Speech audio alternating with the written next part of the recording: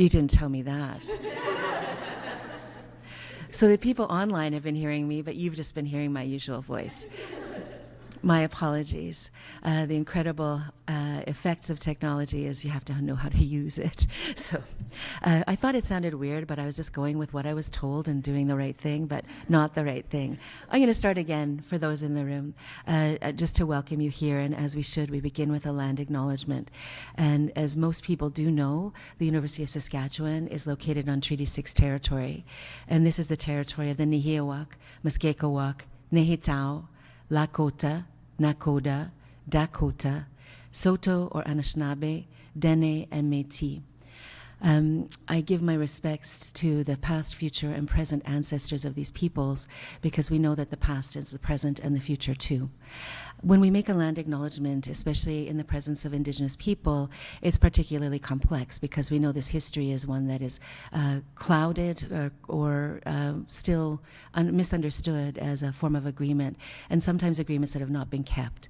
So with that understanding, the University Art Galleries and Collections at the University of Saskatchewan has taken quite seriously the demands of the TRC, the opportunities that have presented to us as how to make beginning at gestures of reciprocity. And in that form, we were exceptionally gifted with this opportunity to host the award Opinamake. Opinamake is a word in Cree that means to lift others. The name was gifted to us by Maria Campbell, Louise Bernice Sky Dancer Half, and Ruth Cut Hand. It was a series of conversations that once gifted with the donation that would begin this award from Jim and Marion Knock, that we knew we needed to find guidance from the community that it was supposed to benefit, that this couldn't be just a naming opportunity, that it had to legitimately do what they had intended it to do. And Jim and Marion Knock are remarkable in their philanthropy, often something that is not necessarily truly helpful, but more a demonstration of dollars and cents. And in their true generosity, there was this idea that they believed that it was art making, and it was the particular practices of Indigenous peoples that would continue to build a bridge and might be the start point of a larger understanding and legitimate reciprocity between our cultures. And recognizing that these are multiple cultures.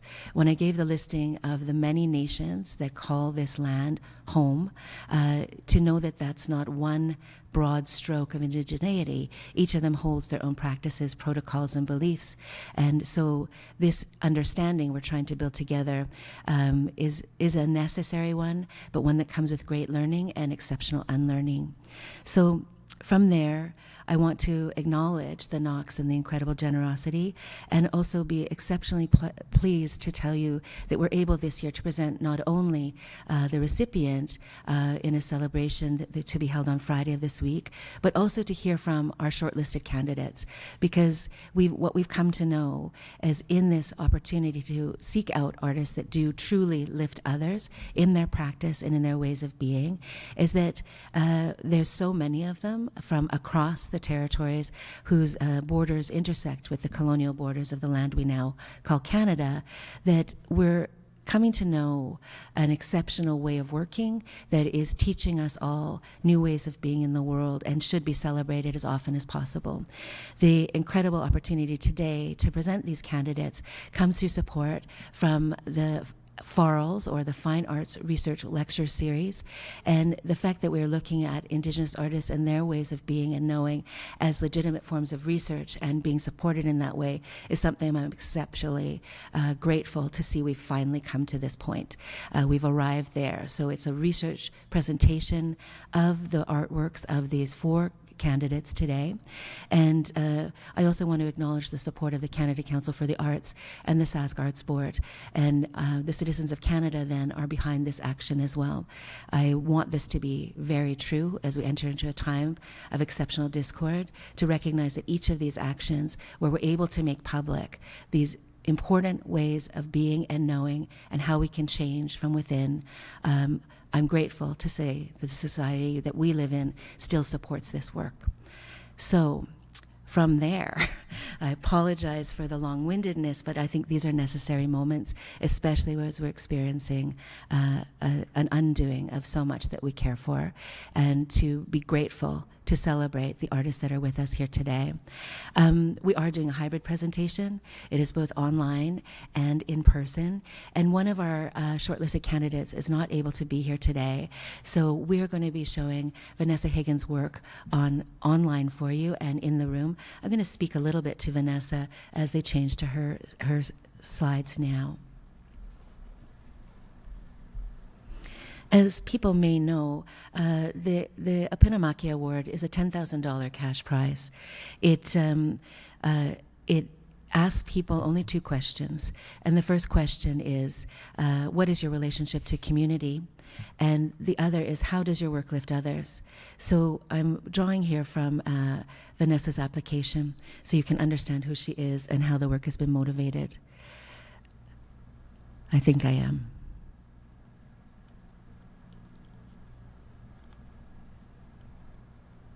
Okay.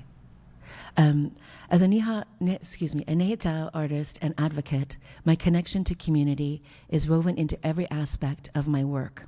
I have Woodlands Cree and Norwegian ancestry, and I'm a member of the Lac La Ronge Indian band.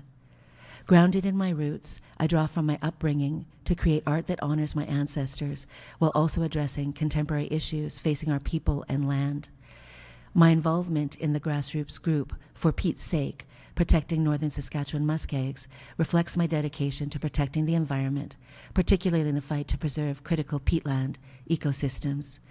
Through this work, I not only raise awareness about environmental stewardship, but also advocate for the land sovereignty. For the land sovereignty. Can you guys take over? It's not.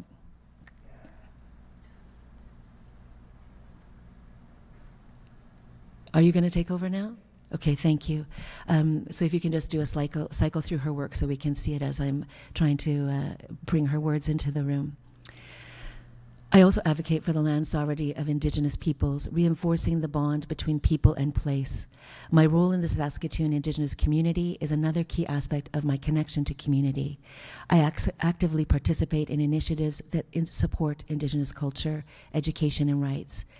She continues, but I want to think about this final statement of hers, which is that my art is a reflection of my commitment to uplifting others, particularly through the lens of ecology, Indigenous land sovereignty, and education about important issues at hand.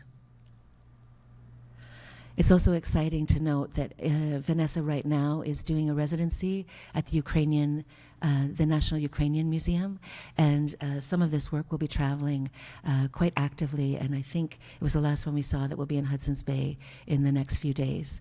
So we see that this effect of being able to put these issues first and understanding the role of art in being able to not just communicate, but bring emotional response and affect towards the things we need to care for is being taken up by other spaces as well. So I'd like to congratulate Vanessa Higgins and thank you for taking over the slideshow so we actually got to see some of her work. With that in mind, we're actually going to go to in-person now because we have the benefit of having Brody Burns in the room with us. Brody, do you want me to do a similar little intro for you? Okay. So again, I'm drawing from the submissions because I think for anybody watching online or in the future to know the accessibility of our application for Opunamaki was also part of the structure.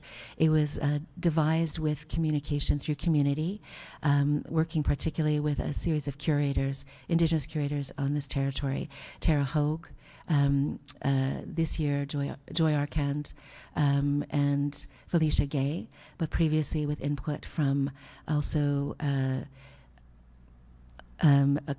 curators from across the lands we now call Canada. So the idea was to develop an application that didn't have the traditional borders of necessarily a history of exhibition or other markers of Western notions of success. So this idea of asking for what is your connection to community, and then how does your work lift others, put it into a different kind of conversation altogether. Brody says, I'm a member of James Smith Cree Nation. I'm part of Treaty 6 territory. I'm a part of community of artists in Saskatoon. I help out, participate at the Linklater Sweat Lodge in Whitecap. I'm a USask alumni, having completed my Master of Fine Arts in 2023. I have all of these different areas which I am connected to. I try to be transparent with my artwork in hopes that someone who has gone through something similar can find inspiration in it. I like telling my story and sharing my experiences through my art. There can still be love, success, and happiness, despite going through so much pain and suffering. Despite achieving a lot, I still have my struggles and doubts. I strive to be a role model for youth so that they know I've gone through similar situations and have still been successful in my life. I want to show people that making art can be healing. With that, Rhodey Burns.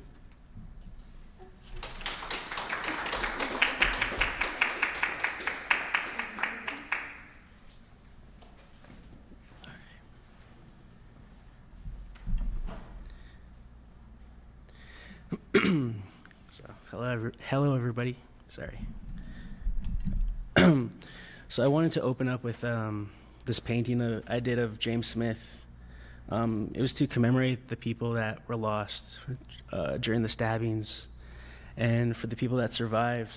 And it's kind of like a heavy topic for me to open up with, but I think that just kind of like summarizes the Indigenous experience growing up in Canada, is that you're going to deal with so much things in your life relating to loss of life, death, suicide, overdose, and all these things. And honestly, I've gone through some of that myself too, growing up.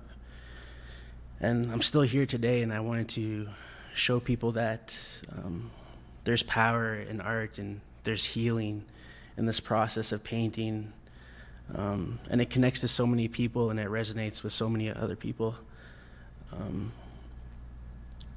And for me to like talk about this it's pretty heavy on my heart right now. But I just want people to know that you can still succeed, and you can still finish your goals and achieve everything that you want in life.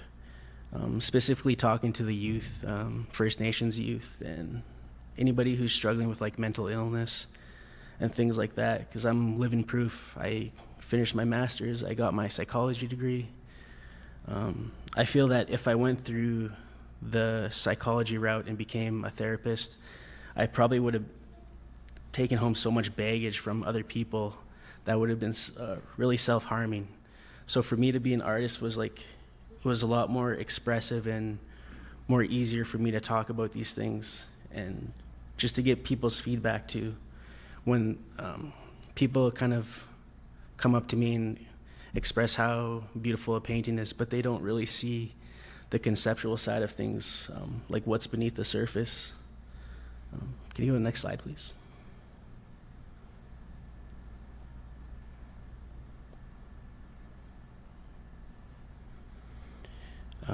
For example, all three of these paintings talk about loss of life. The one on the left is a painting of my late dog. I got her from a sweat lodge from an elder one year during my undergrad. And then when I brought her home, so many people started dreaming of her, and people were saying that she was licking where they were hurt or where they needed healing. And a few months down the road, they would be in a much better place than where they were. So this dog was medicine to us, and she had her own little personality and her own kind of way of communicating with people, and she wasn't aggressive. She was very soft and gentle. And then one day she was just gone, like she was gone back to the spirit world. And it just left such an imprint on everybody's hearts. Like nobody wants to get another dog after they lose like something special like that. And then the middle painting was dedicated to my cousin Carissa Tutusis, who took her life last summer. And she left her 4 kids behind. And for me, that was very hard because I consider her my sister, and I grew up with her. Whenever our families, or my mom and her mom, would hang out or whatever, go out together, I'd always be left with my cousins. And this was kind of like my way of growing up in that family, in that community lifestyle.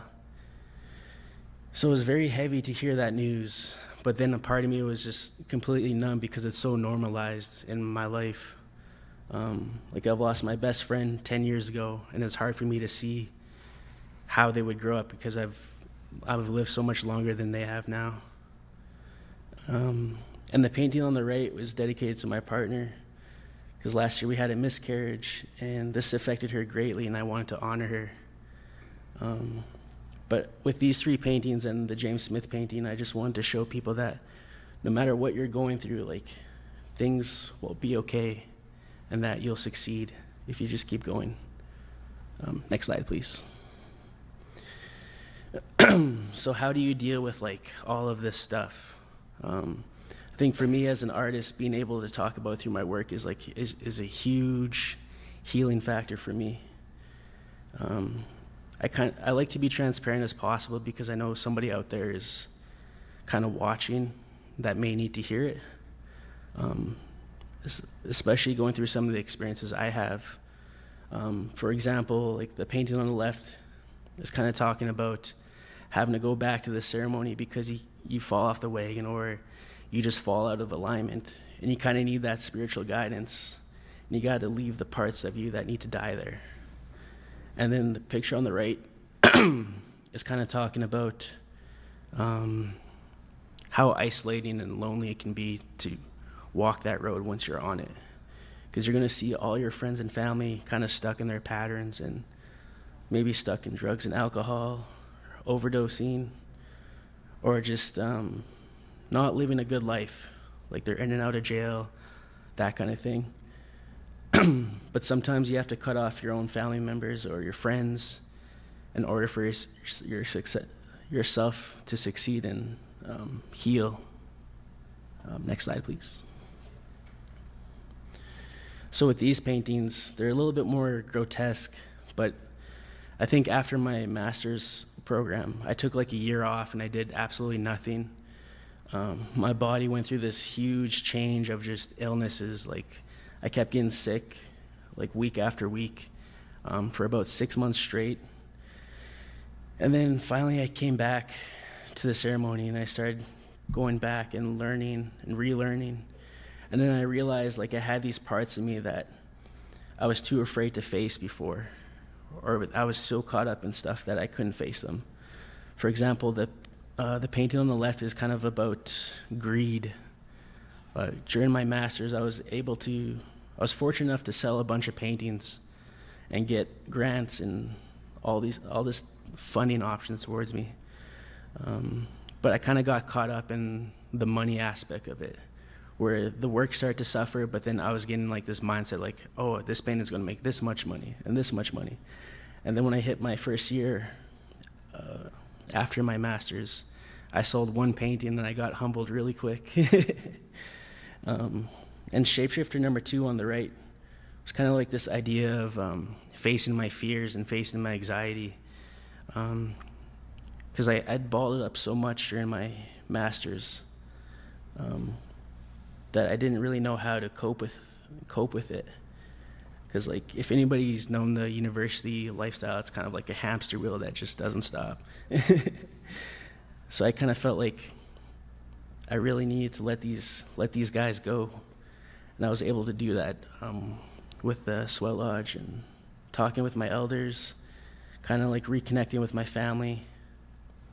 Can I go to the next one, please? So that brings me to these 2 paintings. So whenever I paint mushrooms or old men, I kind of think about what I didn't have. Like, I didn't have a father figure growing up. My dad wasn't present in my life. He was struggling with his own addictions and anger from day school and the residential schools. So whenever I paint them, I'm always thinking about, like, what was lost and what I'm trying to relearn so I can pass on to my kids and my nieces and nephews and kind of be a role model for them in that sense. And the painting on the left was kind of to honor my cousin and his family, because I didn't think he would be the one to change, but he changed drastically. Like, he quit drinking, he quit drugs. He has 2 kids of his own, and he adopted a 3rd. And to me, that was just like raising the bar of what a man could be or should be. And then he started going to the ceremonies, and I started going with him too, and we started doing culture groups. Like, we did a men's traditional healing group last year, where we learned like different aspects of our culture that we didn't really know. But it was just like being able to be present in that moment and see the change that I think our family needed was like huge for me. It was like a giant healing factor for me that I was able to let go of a lot of things that were affecting my life. So that painting is to honor him and his daughter, and for that change that he took upon himself. Next slide, please. But with like all this doom and gloom that I talk about, I like to try to keep my paintings light and uplifting in some regards. So the painting on the left is this man who takes a mint chocolate edible and he starts turning into a buffalo, and he's not ready for it, and he's trying to hang on to the teepee. So I try to incorporate humor in my work as a way to like lighten some of the topics that are beneath the surface in some of my artwork. And Meteor on the right is just kind of like me drawing on sci-fi references or Marvel comics and things like that. But also other artists like Roy Lichtenstein and Lauren Harris, just showing like what would happen if a meteor hit the earth and just exploded. But yeah, I think that pretty much summarizes like a lot of my practice, I think, and kind of like what my artwork represents. Yeah, I think that's about it. Thank you, Brody.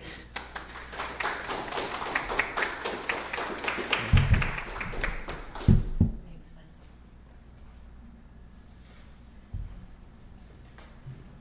I'll stay standing for this one, so I'll move to the different mic. I'll get into the picture, though. Sorry, you guys. Thank you so much, Brody, for always offering that transparency, and you know that generosity does lift others. So we accept what you've given us and in gratitude. Our next artist will be coming to us from Treaty 8 territory. So Natesa Medlicott Capo, in their application, they make clear that their community is family and support. They grew up in Sturgeon Lake Cree Nation in Treaty 8 territory, Alberta. During their childhood and youth, she was taught the importance of the community and of strengthening that community by my family. She says, my grandmother, Mary Capo, worked with the band and child welfare to protect Indigenous children from being taken during the 60s scoop and afterwards.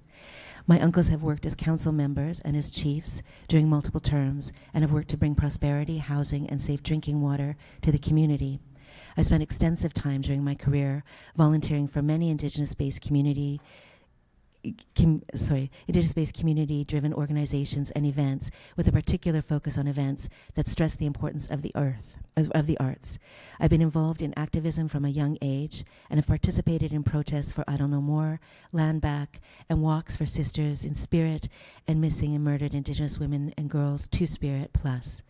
I was elected as the secretary for the Indigenous Student Governance Group, the Circle of Indigenous Students, where I also worked with the Grand Prairie Friendship Center as a round dance volunteer and to teach ribbon skirt making. I sat on the youth board for the annual Spirit Seekers Youth Conference and volunteered as an Indigenous liaison for the showing of Drew Hayden Taylor's play, Only Drunks and Children Tell the Truth. I should let you know that I've edited this incredible series of achievements from Natesa, so please excuse me. I didn't mean to shorten your story, Natesa, but to acknowledge just how much you've done. But I want to conclude with this, that you say that your work focuses strongly on the many issues that Indigenous people in contemporary Canada face on a daily basis. You consider your work strongly intersectional and feminist. It is based both in your lived experience and on the lived experiences of others. I've been greatly affected by intergenerational trauma. It impacted the way I was raised, and while I was lucky that my family was able to remain connected to the more than human world and Nihiau culture, not everyone was able to be taught those connections and knowledge. I hope to create work that connects the contemporary realities of being an Indigenous woman in Canada with the cultural safe haven, traditional ways of knowing through the lens of Indigenous feminism. Thank you so much for being here, if even at a distance, and we're so pleased to get to know you. Thank you. I really appreciate the intro. I'll share my screen.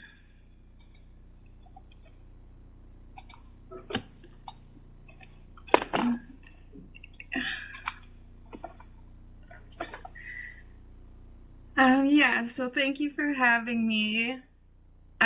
It's an honor to be here and to be shortlisted with everyone else who's here today and Vanessa, who's far away. I'm currently completing my Bachelor of Fine Arts at the University of Alberta in Edmonton. And my work is very much based in Indigenous feminism in particular. These are some of my older paintings, like a couple of years old.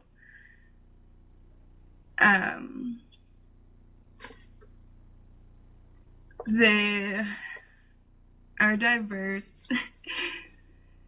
The top right is a remembrance or meditative process about the fires that went through Alberta previously a couple years ago, and they began like really close to my home community of Sturgeon Lake Cree Nation. I would say that's like an outlier in my practice because generally I really focus on gender and race-based violence. I think my practice currently is really focused in textiles and beadwork and using these materials as a vehicle for remembrance. I find like red and black to be incredibly powerful colors in so many ways, and they're like an emotive driving force. These works are sketches for a larger installation work that I'm working on right now.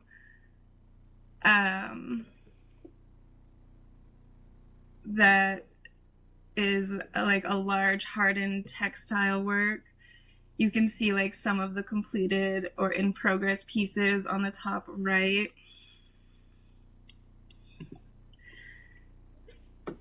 This is a large installation that I did last year that considers the emptiness and loss of countless Indigenous women over time, and something that is like continuing despite our best efforts. I also struggle sometimes with bringing hope into my work. I think it's difficult sometimes when you're dealing with such heavy topics. But I think that the hope lies in the reality that we're still here and still fighting and still sharing knowledge and community.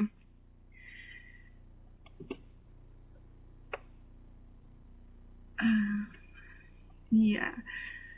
So currently, my practice is, like I said, still based in Indigenous feminism. I think I'm really concerned with the intersections between bodily autonomy, sovereignty, and materiality. And I think using traditional arts and beadwork and patterns and materials that were used by like my grandmother or my aunts or my family members is very important, and using these in like a contemporary way that lets non-Indigenous people see or like feel or empathize for a second with the things that we face as Indigenous women on a daily basis is important. But more important is giving a space for Indigenous women and Indigenous people and Two-Spirit people to be seen and understood. My practice is like super interdisciplinary and intermedia. I do sculpture, traditional arts, textile works, and paintings. And I think that all of them are grounded and connected in the land and in my own history.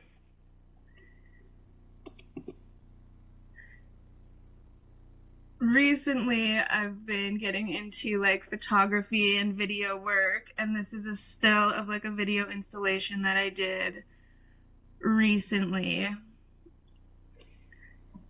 I think that video is a great vehicle for combining the contemporary and making a point of continuance, because I think that sometimes it's problematic in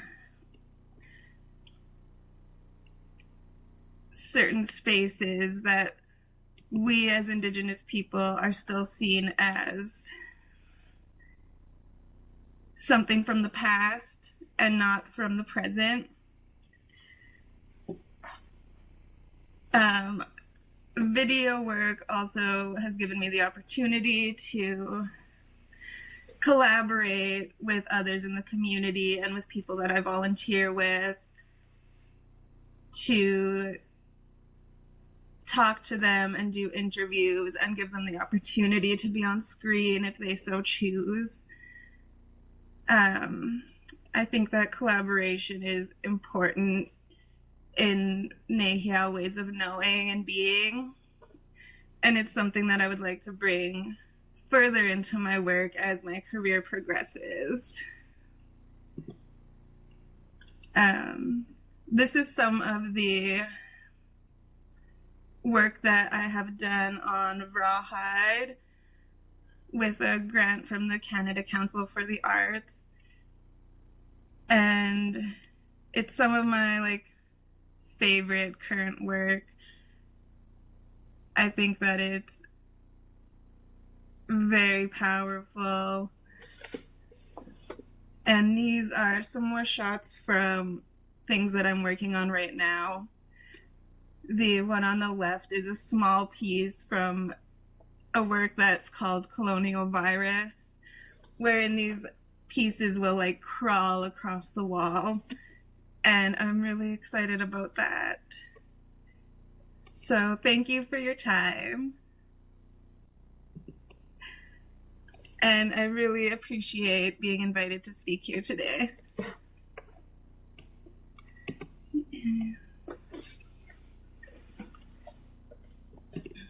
Thank you so much, Natessa.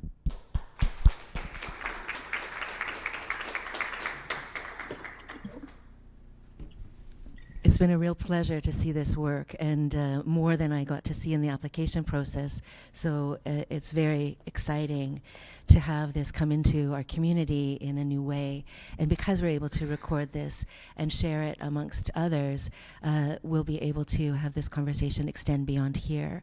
For now, Natessa, I'm going to change to our final shortlisted candidate, and then we'll come back for conversation. Thank you so much. So, again, I will introduce our fourth shortlisted candidate, and I'm very excited that this is a person that's come to us from the north.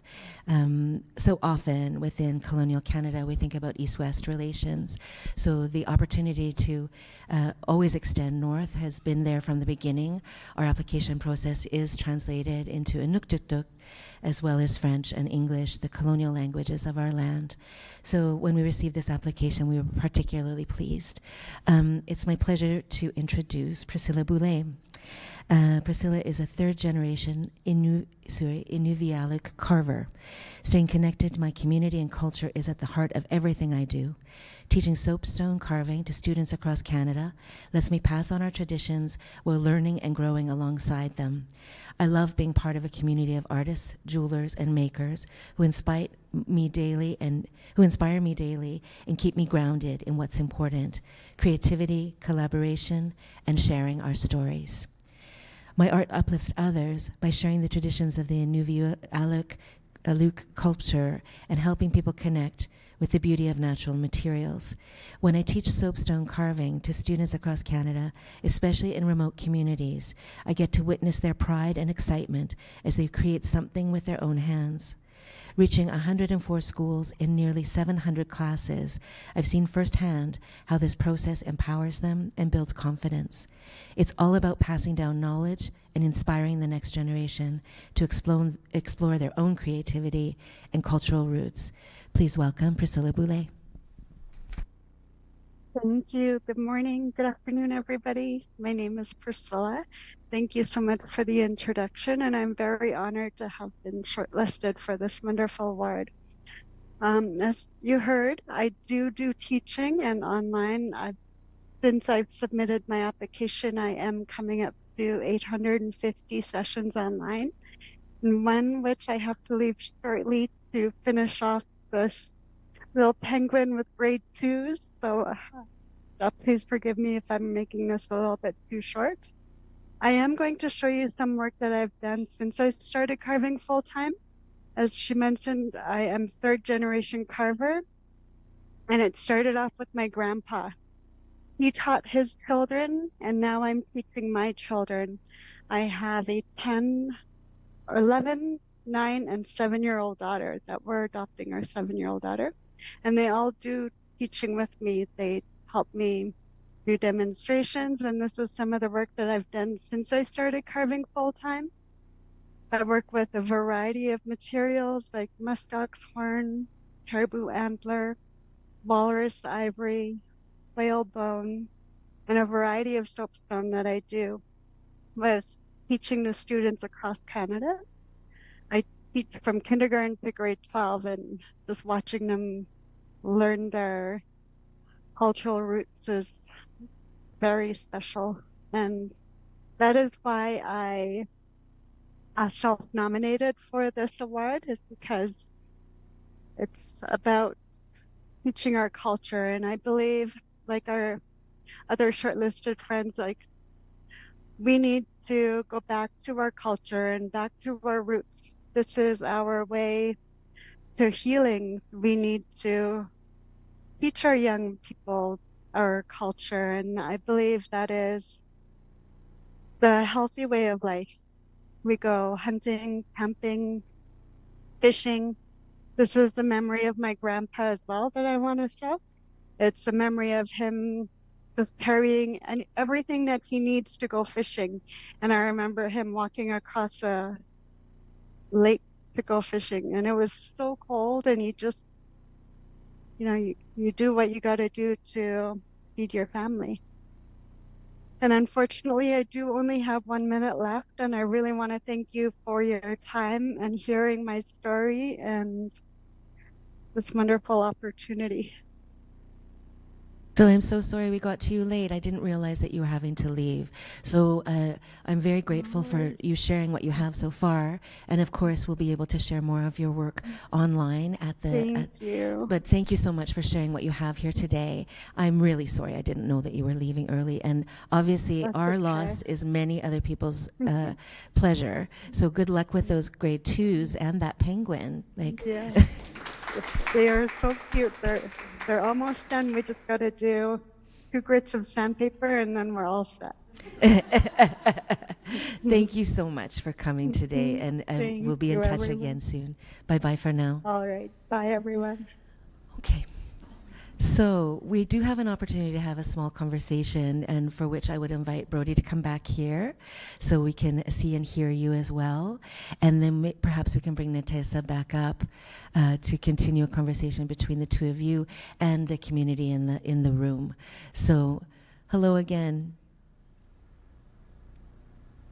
Can you hear us, Natesa? Yes, I can hear you. Perfect. I feel awkwardly in between, but I'm going to go over here and hope it's okay, just because I feel like you and Brody should be really the key participants here. I'm wondering if anyone from the audience has an immediate question, or if we'd like to maybe put you two in conversation to begin. I'm seeing no takers right away, but I do think Priscilla acknowledged for us that one of the most restated things in all of the applications was this desire to continue to teach others, and that it was about a return to cultural knowledge and traditions that would allow you to have the strength to move forward in a fruitful way. And you know, often you talk about the youth, but I think of you as so young. So as the youth that are doing the work, I mean, Brody spoke to this a little bit, but can you speak a little bit more about how it is art that allows you to do this? It's creative action that allows you to do this, especially perhaps, Natesa, when you do have a stated activist position, you do participate in very active ways. So how does art play that role for you in a way that extends it even further, this idea of teaching? I think that art is like a doorway or like a portal that allows you to express some of your like deeper feelings in a way that is maybe more healthy and also feels safer, that allows you to not feel like the societal pressure or like embarrassment that speaking can sometimes have. I think I found this like during like beading circles or like sewing circles or like teaching events, wherein people kind of like open up and it creates this community that feels very safe, where everyone's like laughing and joking and like enjoying their time and also creating. And I think that that's like a really beautiful thing. Yeah, it truly is that potential for community. Brody, you describe more so of a going interior, like that for you, moving away from psychology and what would have been a sort of outward reaching, going into ceremony and really going into that, like as an escapio, like you've been able to find your way back and through that act of internal search, like really getting yourself to an interior space. Are there things there that you're willing to share or to support others in when you describe that in the relationship to your art practice? It kind of made it more easier to talk about these things and to allow people to receive it easier on their own terms. Like for example, I could paint a painting about a sweat lodge, but somebody might not know about that, but I'm not necessarily forcing that onto them to go and learn, but it's there for them to kind of like step into that doorway if they want to. And for me, that's kind of like huge because I'm not forcing a lot of these things onto people. They're kind of coming to me, and then the conversation begins, and I can describe to them what some of these ceremonies are and where to go to learn more about them or who to contact. And I think taking this approach too, for me, it's a lot easier for me to talk about some of my issues through my paintings. And I've had somebody come up to me at my MFA show and he said, I think it's easier to talk to you and artists about these things rather than to talk to a psychiatrist or a therapist. And for me, that was the key. That was huge for me. There is something about how when you put art into the realm, it is a gesture outwards. It is something that is being shared with the public, and it does allow the agency of those that are receiving it as well. So I think you both have really tapped into that idea that there's this place for you to put yourselves, gesture forward, but then it does invite a reciprocity. It does invite someone coming back. Have you found that, Natesa, that people come to you, or you're describing, what you've described so far are really things like beading circles and sewing circles where you come into community to make work, but not all of your work is that way. Yeah, I think for me, sometimes I think I struggle a little bit actually to be as personally open in my work about like my own personal story, and I kind of like make things more about like the societal issues at play, because I think it's one, a difficult thing to talk about without acknowledging the societal issues. But I also think that there's a part of me that is a little bit like fearful of putting so much of myself into my work. Yeah. I appreciate that very much, but I also think it's remarkable how Brody says he put so much of himself into it, but it's in such an abstract way that it would not necessarily be immediately understood as that. And you describe that, you know, that people don't necessarily know that when we look at the incredible, beautiful mural scale of the James Smith Cree Nation, not many, unless they look at the title, recognize what we're seeing there in the flowers and the orbs. They're seeing an abstraction. And of course there's a long lineage of abstraction within Indigenous painting, you know, Woodland School, etc., and just misunderstanding of what those sort of clean lines have been throughout Indigenous creation.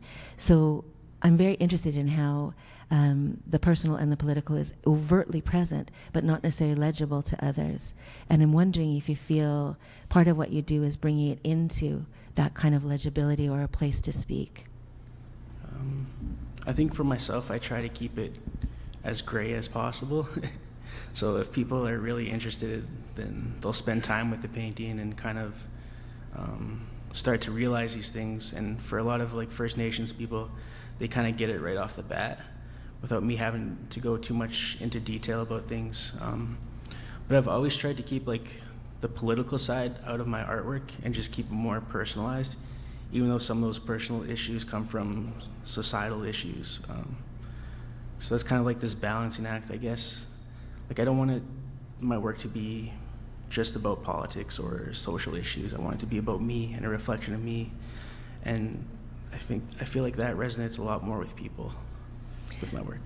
I think there's so many different ways to be an artist, and I think it's really one of the reasons why it's so exciting when you see the shortlisted candidates. You see the variety of work that's present. There's not one method of making Indigenous artwork at this moment in time, though all of you have made reference to this need to connect to and make clear the knowledge that you hold culturally and share that with more and more people.